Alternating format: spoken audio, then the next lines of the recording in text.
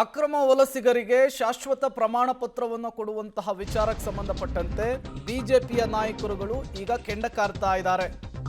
ವ್ಯಾಪಕ ವಿರೋಧವನ್ನು ವ್ಯಕ್ತಪಡಿಸ್ತಾ ಇದ್ದಾರೆ. ಸರ್ಕಾರದ ವಿರುದ್ಧ, ನಡೆಯ ವಿರುದ್ಧ ಪರಿಷತ್ನ ವಿಪಕ್ಷ ನಾಯಕ ಛಲವಾದಿ ನಾರಾಯಣಸ್ವಾಮಿ ಕೂಡ ಕಿಡಿಕಾರಿದ್ದಾರೆ.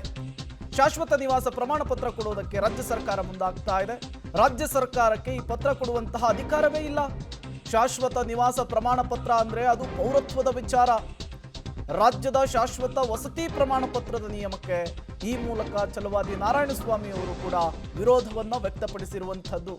ಈಗಾಗಲೇ ಶೋಭಾ ಕರಂದ್ಲಾಜೆ ಅವರು ಕೇಂದ್ರಕ್ಕೆ ಪತ್ರ ಬರೆದಿದ್ದಾರೆ. ಗೃಹ ಸಚಿವರ ಮಧ್ಯಪ್ರವೇಶ ಆಗಬೇಕು ಅಂತ ಆಗ್ರಹಿಸ್ತಾ ಇದ್ದಾರೆ. ಇದರ ನಡುವೆನೆ ಛಲವಾದಿ ನಾರಾಯಣಸ್ವಾಮಿ ಅವರು ಕೂಡ ಈ ವಿಚಾರಕ್ಕೆ ಸಂಬಂಧಪಟ್ಟಂತೆ ಸರ್ಕಾರದ ನಡೆಯನ್ನ ಪ್ರಶ್ನಿಸಿದ್ದಾರೆ.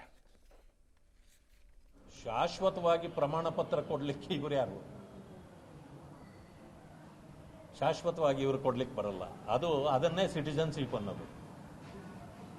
ಈಗ ಇಲ್ಲಿ 10 ವರ್ಷದಿಂದ ಇದ್ದಾರೆ, 5 ವರ್ಷದಿಂದ ಇದ್ದಾರೆ ಅಂತೇಳಿ ಪ್ರಮಾಣ ಪತ್ರ ಅದು ಶಾಶ್ವತ ಅಲ್ಲ. ಅದು ಟೆಂಪರರಿ ಡೊಮಿನಿಷಿಯಲ್ ಸರ್ಟಿಫಿಕೇಟ್. ಅದು ಇಲ್ಲಿ ವಾಸವಾಗಿದ್ರು ಅವ್ರು ಮತ್ತೆ ಎಲ್ಲೋ ಹೋಗ್ಬೋದು. ಆದರೆ ಶಾಶ್ವತ ಅಂತಂದ್ರೆ ದಟ್ ಈಸ್ ಕಾಲ್ಡ್ ಸಿಟಿಜನ್ಶಿಪ್, ಪೌರತ್ವ. ಅದು ಇವ್ರಿಗೆ ಬರೋದಿಲ್ಲ. ಆ ರೀತಿ ತಪ್ಪು ಮಾಡಿ ನಿಮ್ಮ ರಾಜ್ಯ ಸರ್ಕಾರವನ್ನು ನಾವು ಕೇಂದ್ರ ಸರ್ಕಾರ ಅಂದ್ಕೊಂಡು ತಿಳ್ಕೊಳ್ಳೋದು ಬೇಡ.